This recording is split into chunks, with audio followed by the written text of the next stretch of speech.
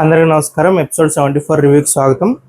So ఈరోజు episode చూసిన తర్వాత ఇంకా బిగ్ బాస్ సీజన్ 9 చూడడం ఆపేయచ్చు అని నాకు అనిపించింది. సో ఈ సీజన్కి నా తరపున విన్నర్ని డిక్లేర్ చేయాలంటే ఇట్స్ ఇమాన్యుల్. సో ఇంకెవరు ఏం ఆడినా 4 వారాలు ఏం జరిగినా నథింగ్ మ్యాటర్స్. నా క్లారిటీ నాకు వచ్చింది. I'm rooting for Emmanuel. ఇంకా ఈ సీజన్ ఏం జరిగినా నాకైతే సంబంధం లేదండి. ఫర్ రివ్యూ వీడియో పెట్టాలి కాబట్టి రివ్యూ వీడియోస్ పెట్టుకున్నాం.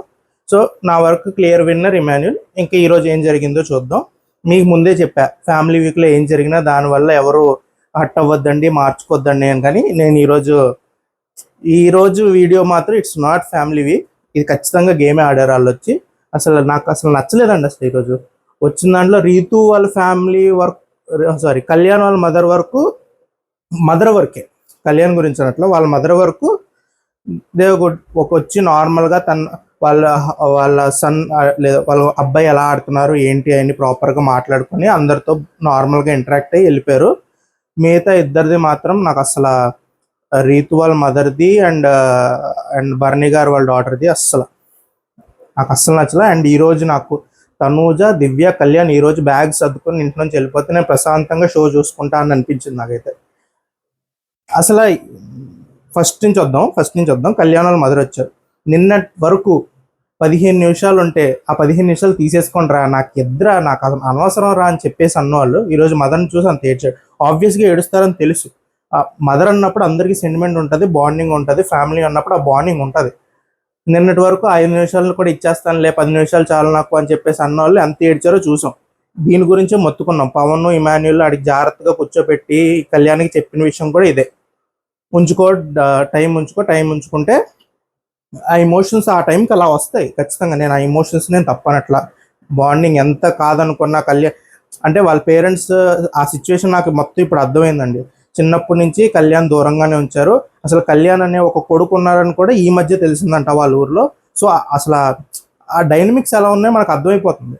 సో ఆబ్వియస్గా కళ్యాణ్కి వాళ్ళ మీద ఒక ఎమోషన్ కానీ లేకపోతే చిన్నప్పటి నుంచి ఒక కైండ్ ఆఫ్ ట్రామా అనాలో లేకపోతే ఆ డిస్టెన్స్ అనేది క్రియేట్ చేసేసుకున్నాడు కళ్యాణ్.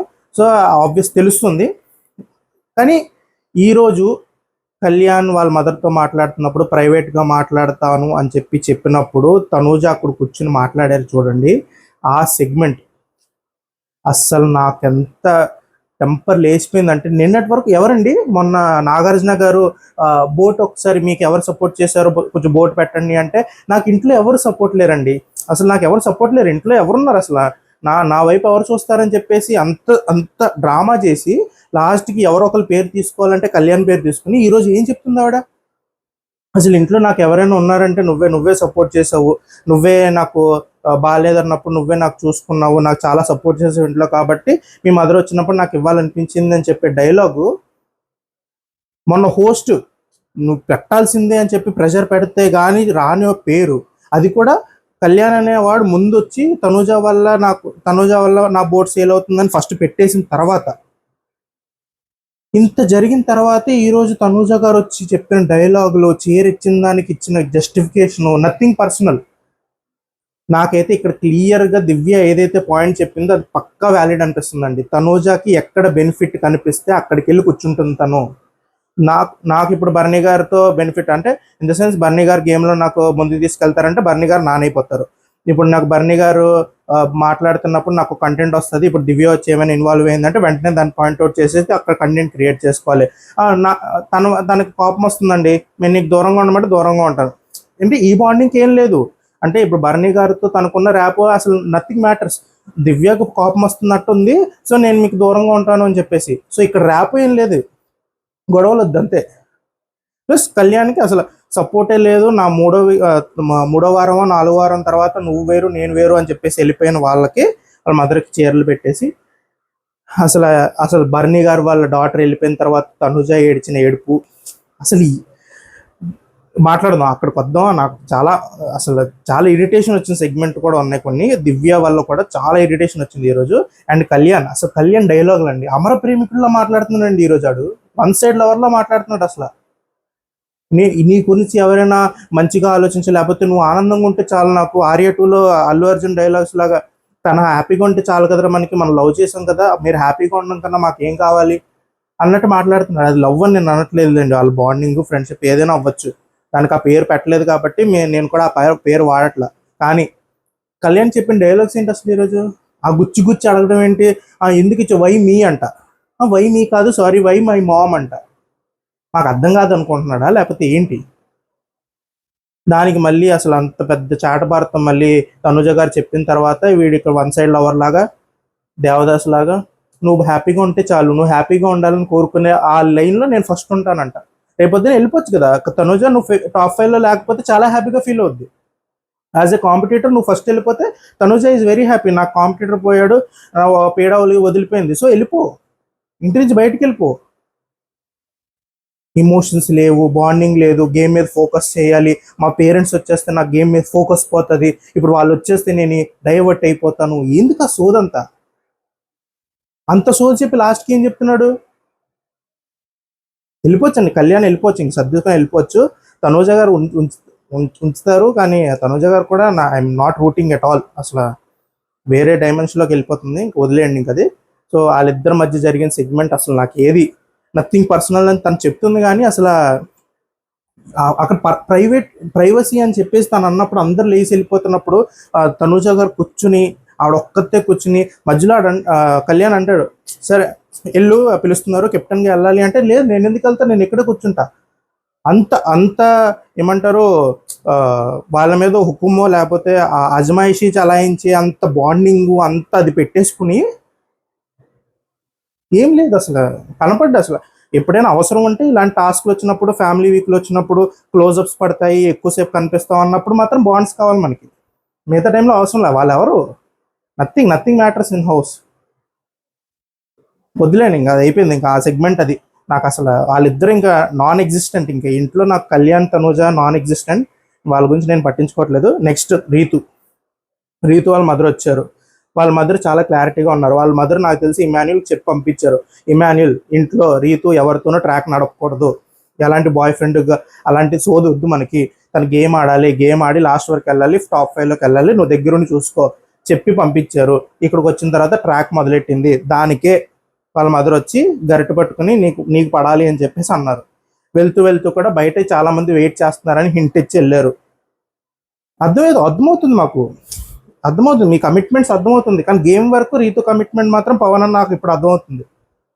అది డైరెక్ట్ చెప్పాలి కదా, రీతు వచ్చి కూర్చుని పవన్ దగ్గరికి, పవన్కి అర్థమైపోయింది, పవన్ ఇంకా షార్ప్గా ఇంకా నీకు దూరంగా ఉండాలని నాకు అర్థమైపోయింది అని తన డెసిషన్ అని చెప్పాడు.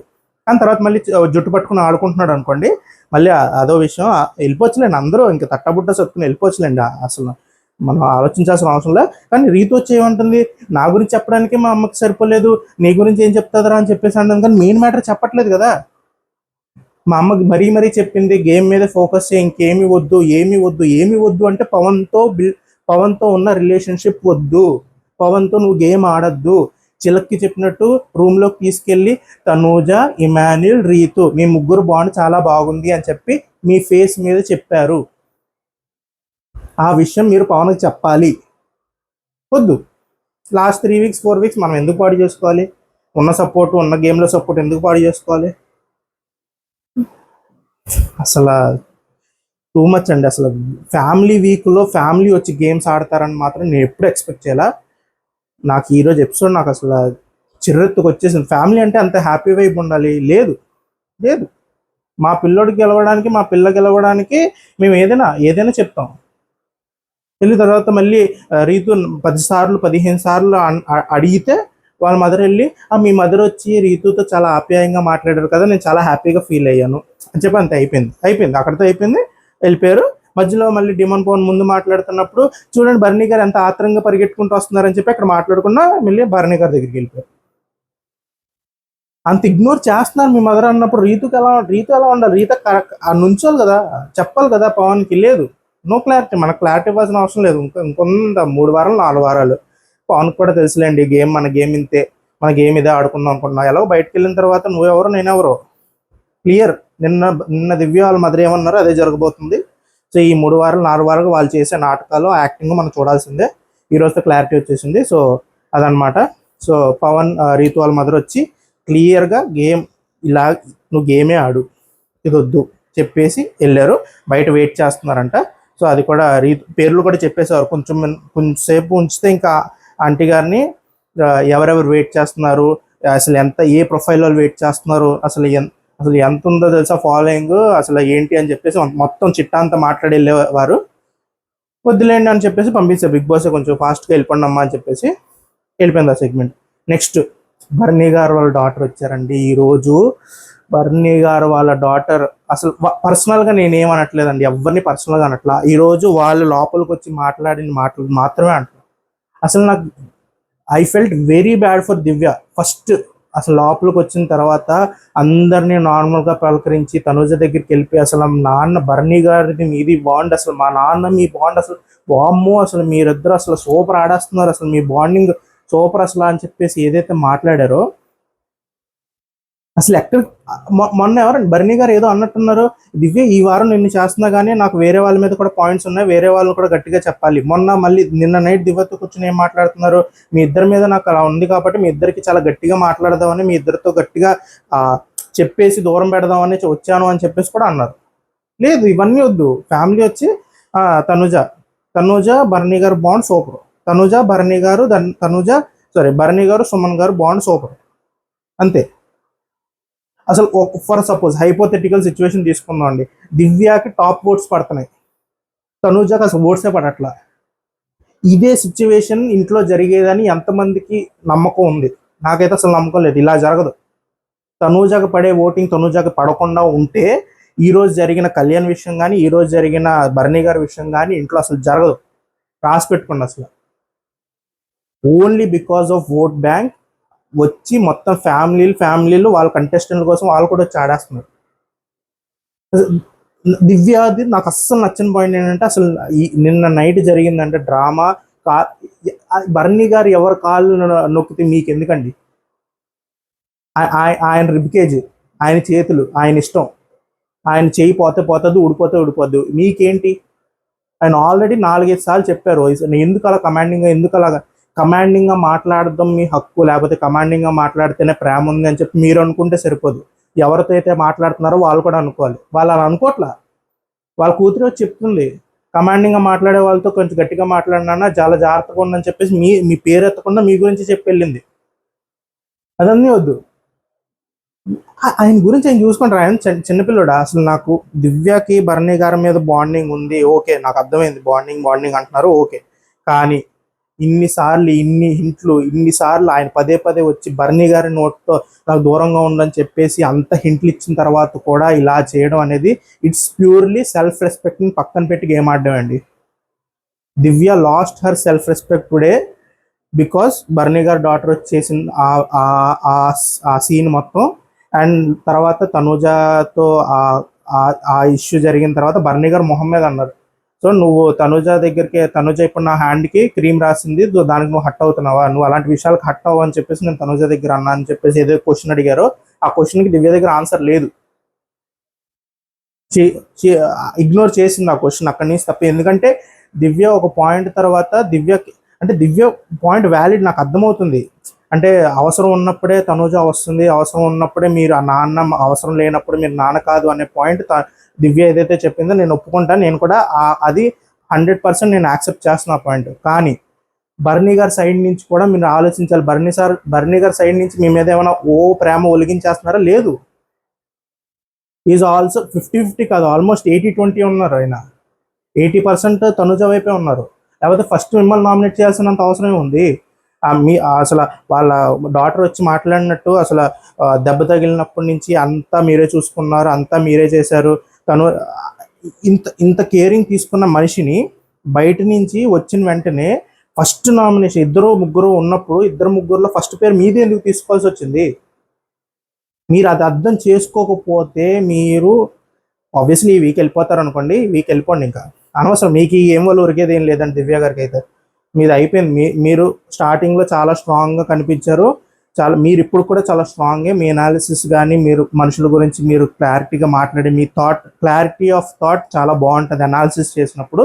కానీ బర్నీ అనే బాండ్లో you lost your self respect. ఆయన నువ్వు వద్దు కుదరదు, వెళ్ళిపో దూరంగా అని చెప్పేసి ఎంత అంటున్నా మీరు మళ్ళీ అదే ట్రాప్లోకి వచ్చి కూర్చుంటున్నారు. అంతే, అయిపోయింది,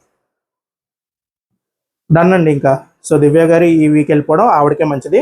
ఒకవేళ వెళ్ళకపోయినా ఓట్స్ పడుతున్నా ఓట్స్ ఆపేయండి, దివ్య గారు ఈ వీక్ వెళ్ళిపోవడమే. ఎందుకంటే షీ ఇంకా చేయడానికి ఏం లేదు, ఇంకా ఆవిడ ఇంట్లో ఉండి మాత్రం చేసేది ఏం లేదు. సో అదనమాట. అండ్ భరణి గారి డాటర్ మాత్రం చాలా బాగా చెప్పారు. భరణి గారు ఏం చెప్పరు. భరణి గారు వచ్చి నువ్వు కమాండింగ్గా మాట్లాడే అన్నీ నచ్చట్లేదు, అక్కడ ఎంత ఎంత సాఫ్ట్గా చెప్పారండి అసలు. దివ్యాన్ని పిలిచి మరి అసలు మా కమాండింగ్ ఒక్కటే, అంటే చాలా చిన్న మ్యాటర్ లాగా అది ఒక్కటే, కొంచెం కమాండింగ్గా మాట్లాడద్దు, మీరు కేర్ తీసుకునే విధానం, మా ఇంట్లో వాళ్ళంతా ఎంత హ్యాపీగా ఉన్నామో, ఎంత ప్రశాంతంగా ఉన్నామో, అక్కడ దివ్య అంత కేర్ తీసుకుంటుంది కాబట్టి మేము అంత హ్యాపీగా ఉండగలిగాం, మేము అంతా అలాగే ఆలోచించాం, కానీ కొంచెం కమాండింగ్గా మాట్లాడద్దు అంటే వద్దులేండి, మళ్ళీ అంత దూరం వెళ్ళొద్దు. దివ్య డిజర్వ్స్ ఆ కమాండింగ్గా మాట్లాడింది. కానీ ఎప్పుడైనా బర్నీ గారికి వచ్చి బ్యాడ్గా, లేకపోతే బర్నీ గారు బ్యాక్ స్టెప్ చేసినట్టు, బర్నీ గారికి అగేన్స్ట్గా ఆడినట్టు ఎక్కడైనా కనిపించిందా? మొన్న టాస్క్లో కూడా బర్నీ గారు ఉండాలంటే ఎవరిని తీసేయాలని చెప్పేసి ఆడింది తప్ప, బర్నీ గారిని తీసేయాలి, బర్నీ గారిని తీసేసే ఒక టాక్టిక్, ఎవరి దగ్గరికి వెళ్ళి బర్నీ గారిని తీసేద్దాం అని చెప్పేసి ఏమైనా మాట్లాడిందా? లేదు.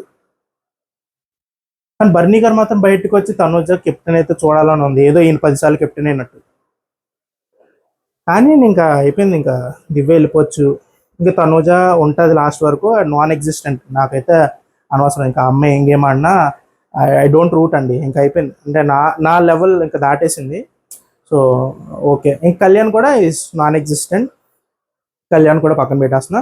ఓన్లీ పర్సన్ ఎవరైనా డిజర్వింగ్ ట్రోఫీ ఈ సీజన్లో ట్రోఫీ తీసుకునే డిజర్వింగ్ పర్సన్ ఎవరైనా ఉన్నారు ఇన్ మై ఒపీనియన్, మీ గురించి అనట్లా, మీకు ఫేవరెట్స్ ఎవరైనా ఉండొచ్చు, దివ్య నచ్చి ఉండొచ్చు, తనుజ ఎవరైనా నచ్చి ఉండొచ్చు, కానీ నాకు మాత్రం trophy deserving person only Emmanuel అండి. గేమ్ పరంగా, బాండ్స్ పరంగా, బాండ్స్ని బాండ్స్లా చూస్తూ గేమ్ ఆడే పర్సన్ అతను ఒక్కడే. మిగతా వాళ్ళందరూ బాండ్స్ని గేమ్ అనుకుని ఆడుతున్నారు. సో ఐఎమ్ డన్, అదనమాట. అండ్ బర్నీ గారు కూడా చాలా బాగా యాక్టింగ్ చేశారండి. అసలు మామూలుగా కాదు, అసలు బయటకు వచ్చి అసలు ఈ బాబు ఇంత ఇన్పుట్ ఇచ్చేసింది, ఇప్పుడు నేను వెళ్ళిపోయి దివ్యతో ఏం మాట్లాడేయాలని చెప్పేసి ఆలోచించేసి బయటకు వచ్చేసి దివ్య దగ్గరికి వచ్చి మనం ఇలాగే కానిద్దాం, అలాగే వెళ్ళిపోతున్నాం కదా, వెళ్ళాము 2 రోజుల ముందు ఎందుకులే ఏడిపిద్దాం అని చెప్పేసి ఆయన మళ్ళీ ఆయన గేమ్ ఆయన ఆడుకుంటారు.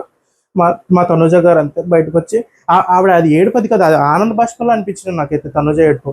వచ్చేసి బర్నీ గారి ఫ్యామిలీ కూడా దివ్య కాదు తనుజాయే బెస్ట్ బాండ్, బర్నీ గారు తనుజాయే బాగుంది, దివ్య ఇస్ అల్లటప్ప బాండ్, సాట్లో అటు బాండ్, పక్కన పాడేయండి అని చెప్పేసి అన్నారు. ఐఎమ్ వెరీ హ్యాపీ, అసలు చాలా సంతోషంగా ఉందని చెప్పేసి ఆ ఆనందం వల్ల వచ్చిన బాష్పాలే తప్ప అసలు ఏం బాధ లేదు. అక్కడ బాధపడాల్సిన అవసరం, ఏడవలసిన అవసరం ఏం లేదు, అంతా బాగానే మాట్లాడారు. ఓకే, ఆవిడ అసలు ఇంకా వద్దు, నేనైతే మామూలుగా అయితే ఆపేసేవాడిని, కానీ కమిట్మెంట్ రివ్యూ చేయాలనుకున్నాను, సో రివ్యూ చేస్తున్నా. సో ఎపిసోడ్లో నా ఒపీనియన్ చెప్పాలనుకున్నా కాబట్టి చెప్తున్నాను అది. సో అదనమాట. So Kalyan one side lover అయిపోయాడు, తనూజ మళ్ళీ కూతురు పోస్ట్కి వచ్చేసారు, మంచి అసలు ఇంకా పోస్ట్ ఇంకా కన్ఫర్మ్ చేసేసుకున్నారు. అండ్ దివ్య మళ్ళీ ట్రాప్లోనే ఉన్నారు, ఆ ట్రాప్ నుంచి బయటకు వెళ్ళే ఉద్దేశం ఆవిడకి లేదు, ఆ ట్రాప్లో ఉంచేసి బయటికి పంపించేయాలనుకుంటున్నారు బిగ్ బాస్, కాబట్టి ఇంక మార్చరు. రీతు పవన్ క్లారిటీ ఉంది, కానీ వాళ్ళకి ఏం క్లారిటీ ఉందంటే లాస్ట్ వరకు మనం ఇలాగే ఆడుకోవాలి, 3-4 వారాలు మనం ఇలాగే గడిపేయాలి, దాని తర్వాత ఎవరి మొహం ఎవరు చూడాల్సిన అవసరం లేదు, మనం బరంపురం అంతే, అయిపోయింది. సో దట్స్ ద గేమ్, అర్థమైపోయింది. అదనమాట ఫ్రస్ట్రేషన్. సో ఫ్యామిలీ వీక్లో ఇలా మాట్లాడతానని నేను అసలు ఎక్స్పెక్ట్ చేయలేదు, జరిగిపోయింది అనమాట. సో ఇప్పటి వరకు చూసిన సీజన్స్ అన్నింటిలో నాకు ఇదే బ్యాడ్ సీజన్ అనిపిస్తుంది. వర్స్ట్ అనేద్దాం అనుకుంటున్నా కానీ మరీ అంత నెగిటివిటీ వద్దాను, కానీ this the bad season. Nothing interesting, అసలు ఏమీ లేదు. ఓన్లీ గేమ్ ఎవరు ఆడుతున్నారంటే బయటకు వచ్చిన ప్రజలు ఆడుతున్నారండి. సోషల్ మీడియాలో, ఎక్స్లో, మనకి ఫేస్బుక్లో, అన్నిట్లో కూర్చున్న ప్రజలు ఉన్నారు చూడండి, వాళ్ళు ఆడుతున్నారు బయట నుంచి. ఇంట్లో ఏం జరగట్లా, ఇంట్లో వాళ్ళు ఆడింది ఏం లేదు, వాళ్ళు ఏదో సంపాదించేసింది ఓడిపొడిచేసింది ఏదీ లేదు, మొత్తం గేమ్ అంతా బయట నడుస్తుంది. బయట జరిగే దాన్ని బట్టి ఇంట్లో ఉన్న గేమ్ మారుతుంది తప్ప nothing interesting inside. Only interesting ఏంటంటే ఇమాన్యుల్, అంతే. సో దట్స్ ఇట్, అదనమాట. చూద్దాం ఏం జరుగుతుంది, రేపు పొద్దున్న మళ్ళీ ఏమైనా మారుతుందేమో చూద్దాం. నాకైతే 100% కన్ఫర్మ్ అండి, ఏం మారదు, ఇలాగే జరుగుతుంది, అదనమాట. సో విన్నింగ్ నైట్ రోజు ఇమాన్యుల్ 3rd పొజిషన్లో ఉంటే he is winner for me. So చూద్దాం, కొంచెం పైకి తీసుకురావడానికి ట్రై చేయండి. సో ఇంకా నేను రూట్ చేస్తున్నాను, ఇమాన్యుల్కే ఓట్ లేదండి నా తరపున అయితే. ఒకవేళ మీరు నా ఒపీనియన్ నచ్చి నేను చెప్పేది కరెక్ట్ అనిపిస్తే మాత్రం ఇమాన్యుల్కి ఓట్ వేయండి, is a deserving winner for this season అనిపిస్తుంది. సో అదనమాట, చూద్దాం ఏం జరుగుతుందో. So that's my review for this day. And like share subscribe మీకు కూడా ఇలాగే అనిపించుంటే. సో రేపు మళ్ళీ ఎపిసోడ్ కలుద్దాం. అప్పటి వరకు బాయ్.